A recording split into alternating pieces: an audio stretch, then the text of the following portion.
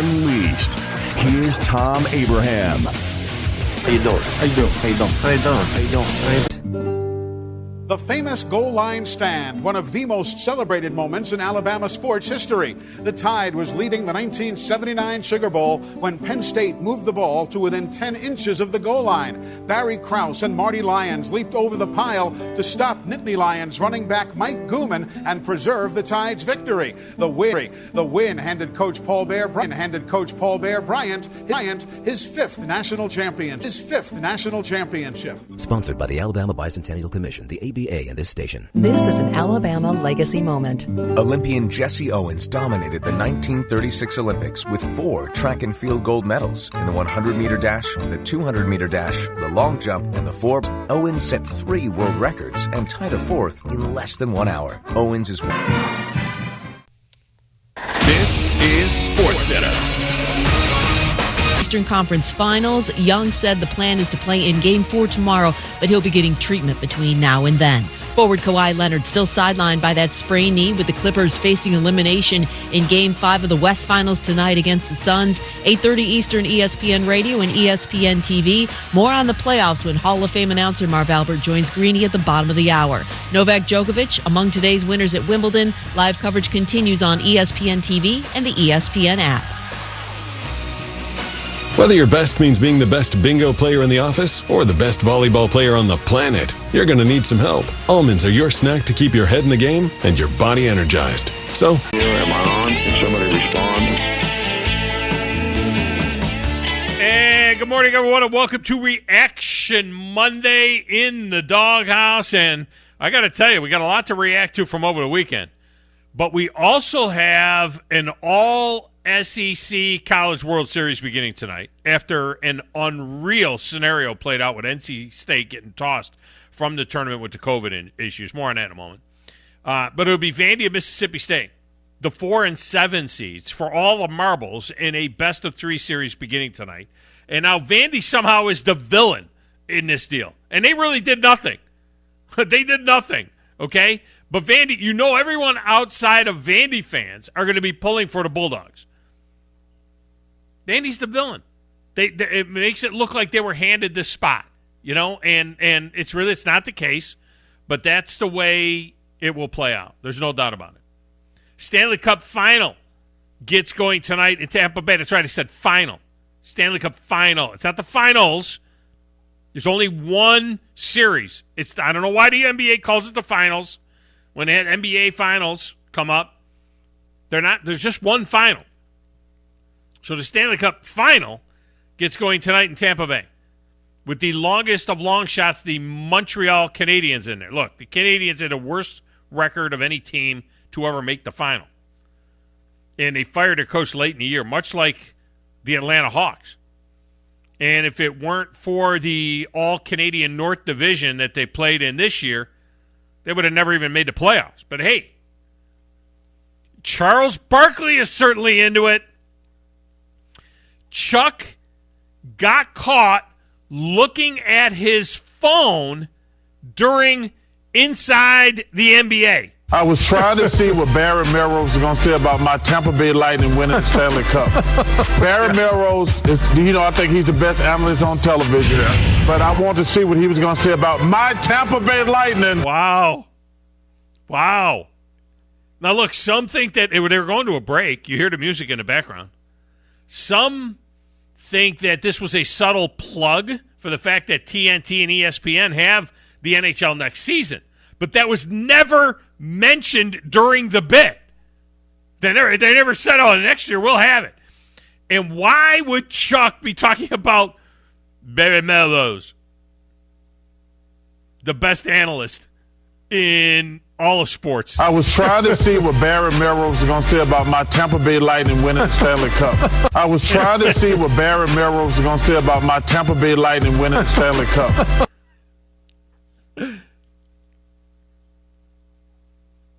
I mean, Chuck's talking about, why would he be talking about Melrose instead of someone who's going to be on TNT, like Kenny Albert? Look, if I'm TNT, I figure out a way to get to work Chuck into the studio from time to time.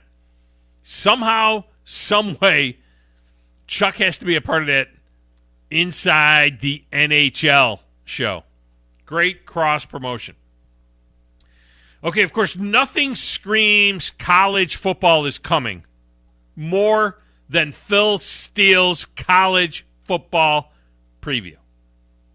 It is the ultimate go-to preseason mag for fans of the game and for those who wish to throw a little jack on the games as well. Nowhere will you find more data than you find in Phil Steele's. I carry it all season long. You can get those other books, and have the pictures of the sidelines and the cheerleaders and all that other kind of stuff. Not with Phil. Phil is pure information, packed information. If Phil didn't use the type size font that his book would look like War and Peace, okay? I carry it with me and have it on my desk the entire season. The entire season. It's that good. It's that important for research. Not to mention if you're going to put a few shekels on a game. As he does every year, Phil Steele coming up in a few minutes to talk about this season. At the top of the 11, David Moulton of Fox Sports Southwest is back. We're going to knock down several thoughts on subjects from the Stanley Cup Final to Tua in Miami to Tebow in Jacksonville. A lot going on in Florida. We'll talk to David Moulton, get his thoughts on all of that, including maybe even a question on NIL. We'll see. Phone lines are open, 256-576-4977. 256-576-4977. We also have the digital doghouse for you as well, our Twitter and Facebook pages at Thom Abraham Show. Text window, 7329-TA-SHOW, 732-982-7469. We read those on the air. The Zone is on Twitter, Twitch, and Facebook, and online at 977ESPN.com. Have you gotten the app yet? You need to have the app. The app is critical to basically critical to your life. The app is a very important thing for you to have. I don't want to see you go through life without having the app. So get our app. Don't forget about the YouTube channel. The new YouTube channel, 97.7 ESPN The Zone. Go there, like that, subscribe it, hit the notification bells. You can watch the show there, even though we're a little slow in our movements. I don't know what's going on. It was looking so good a week ago. I know what we need to do. It was looking so good a week ago, but now we're back to being kind of moving around slowly. It's like 1969 lunar landing all over again. This NC State thing is a complete mess. It's not the first time during the COVID that a team has been removed from a tournament. VCU was kicked out of the basketball tournament. Michigan and I think Notre Dame, or was it just Michigan, were kicked out of the hockey tournament. But in this case, NC State was one win away from going to the championship series. They played with 13 guys on Friday. I mean, baseball usually got 24, 25 guys on the roster. They played with 13. They had 9 position players and 4 pitchers. The pitcher from Monday's game played first base in that game. They had a kid that had never had an at-bat in college baseball get a hit in his first ever at-bat against Kumar Rocker, who might be the first pick overall in the baseball draft. I think the kid had 3 hits in the game. He had never had an at-bat before. The bottom 4 guys in their lineup had a total of 27 college at-bats, and they out-hit Vandy 8-6 in that game. They had the tying run on base in the 9th inning. They almost beat Vandy with 13 guys. I mean, that's like a roster that you take on a 14 and under travel league summer tournament. 9 position players, 4 pitchers. All right, the shortstop's going to start, and then the right fielder will come in for him. And I mean, that's the kind of team they had. And what if they had won that game and were then qualified for the final? If they had won that, and then they would have taken them out, what are they going to do? Take Vandy? Hey, Vanderbilt, where are you? Yeah, we're halfway back to national. Come back. Would they have given Mississippi State the championship? Would they have made Vandy come back and play? I mean, it's just a crazy, crazy story. In the meantime, there's 21,000 people in the stands. Are they all vaccinated? There are so many layers to this story. It's absolutely crazy. And then you got Vandy, or you got NC State, the NCAA saying, making it sound like,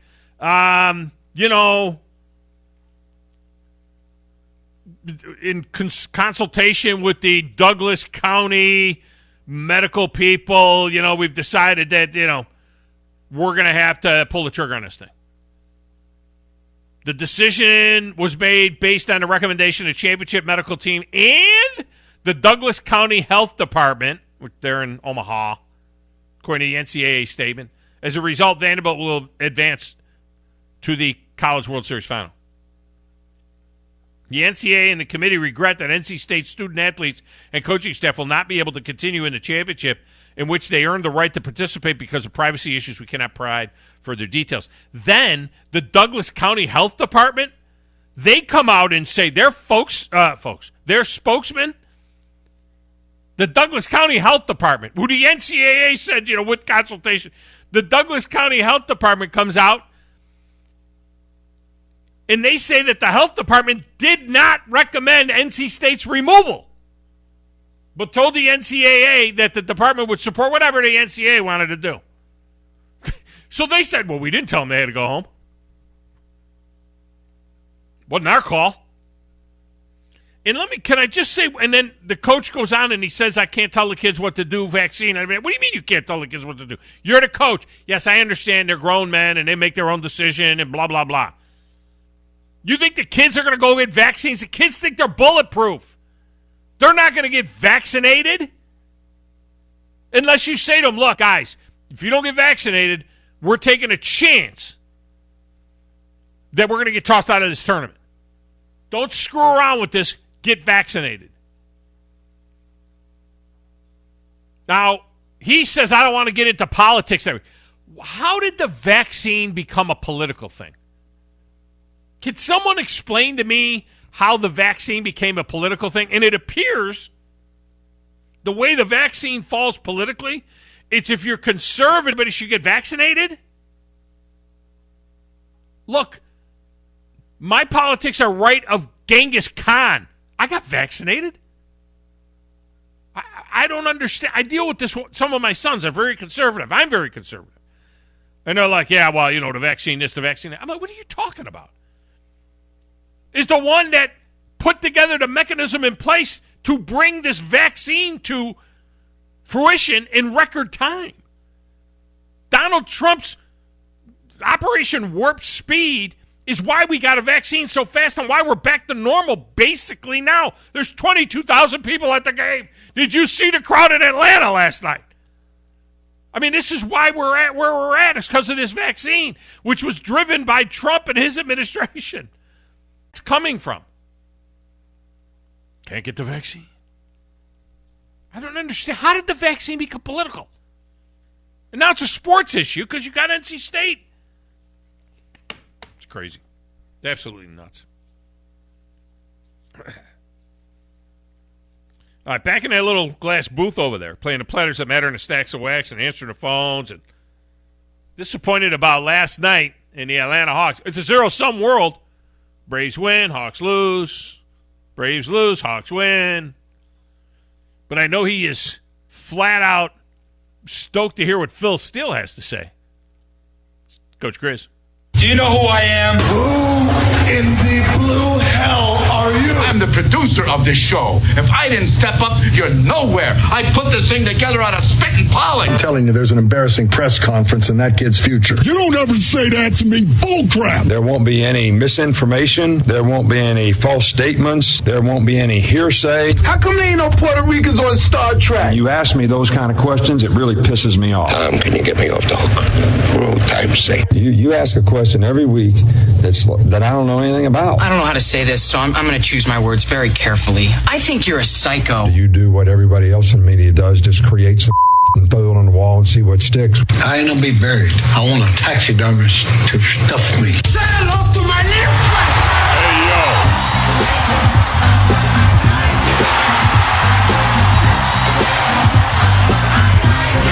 So, Grizz, the fans are sitting ass to ass in the seats, right? I don't think they tested everybody who walked through that gate for COVID.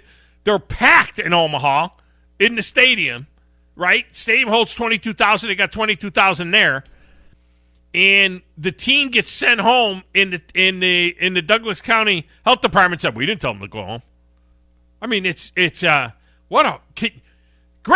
what would have happened if this would have happened in the college football playoff and they would have said Ohio State is now out of the Final Four. Alabama, go home. You don't get to go to the championship game. Can you imagine if this was college football?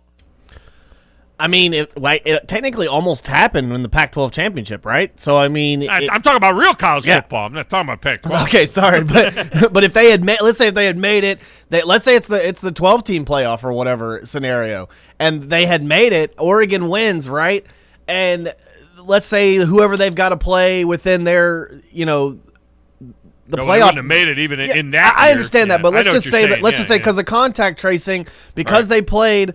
a team that may have been infected, and it may ruin their chances. And then guess what? The 1, 2, 3, 4, whoever gets to play Oregon, gets a bye because of the COVID rule. I mean, I could kind of see that happening, and it would just blow everybody's mind. Everybody would go in an uproar.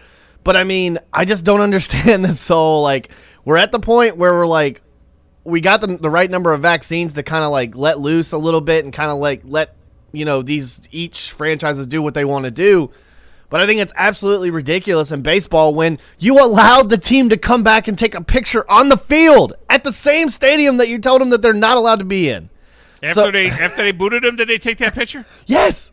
There's Really? the coach came out and said you're going to allow us to come and take this picture, but yet you're gonna kick us out and blah blah blah. Sounds. And they played with 13 guys. What a story that would have been. What if they'd have won that game? I mean, that's one of those movies. Yeah. That'd be like a Disney movie 10 years from now about how these 13 guys took on the big, mighty, bad Vanderbilt and Kumar Rocker, the best pitcher in all of college baseball, and beat them. I mean, look how close they came to winning that game with 9 field players and 4 pitchers. Yeah. I mean, they were a really good team, and I was really afraid. Unranked. Yeah. I mean, unseeded. They were an unseeded team. They were ranked, but they were an unseeded team. I mean, just absolutely crazy. And do you agree or disagree that Vanderbilt is now like the villain? Now everybody's going to be like anti-Vanderbilt. Like Vandy, did Vandy blow them in? No. I mean, it's ridiculous. It's obvious they didn't, but now Vandy is the villain. Fauci if they win this national championship, it'll be tainted. Fauci called in a special request. Yes. Being a Vandy guy. He literally was like, "Hey, Fauci's a Vandy guy. Fauci's a Vandy guy. I've seen. It may have been a faux picture, but it was him in a Vandy jersey holding a trophy up. And if he is a Vandy guy or if he's not a Vandy guy, I just made a joke. But Fauci, if you had anything to do with this, go away. Leave sports alone. Because I honestly thought it was absolutely stupid. Because you have the same scenario. Mississippi State's been playing with 40-something thousand Holy people. cross, by the way, for Fauci. Holy cross. Okay, but still, Mississippi State's been playing with 40-something thousand people, in attendance most of this year. So how all of a sudden now, when we have a stadium full of 20,000 people, is it because it was in a different state? Is it because? Is this just through college sports?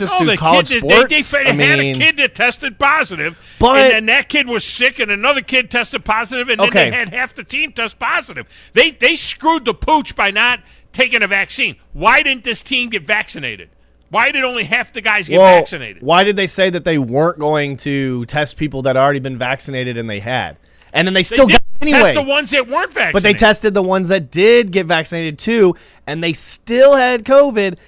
And guess what? Why are we still freaking out if someone has COVID once they have the vaccine? Why are we still like it was like that? I don't think the kids that had it were unvaccinated. The kids that had the COVID, but contact tracing would end all of that, sick. though. Yeah, but and there was right. But I don't know how many of them. Well, we don't know. We don't know how many of them were actually of the contact trace kids were vaccinated or not. But I don't know. The whole thing is just mind-boggling. It's absolutely stupid. It is absolutely mind-boggling. All right, we gotta get a break. Phil Steele is coming up here in a few minutes. We will get into last night's basketball game as well, because I know Grizz probably has a comment or three about how the Hawks blew that big lead. I mean, it came out. It's like the Bucks thought the game time was like 8 o'clock instead of 7:30 or so. I don't know what happened. They didn't even show up for the beginning of that game.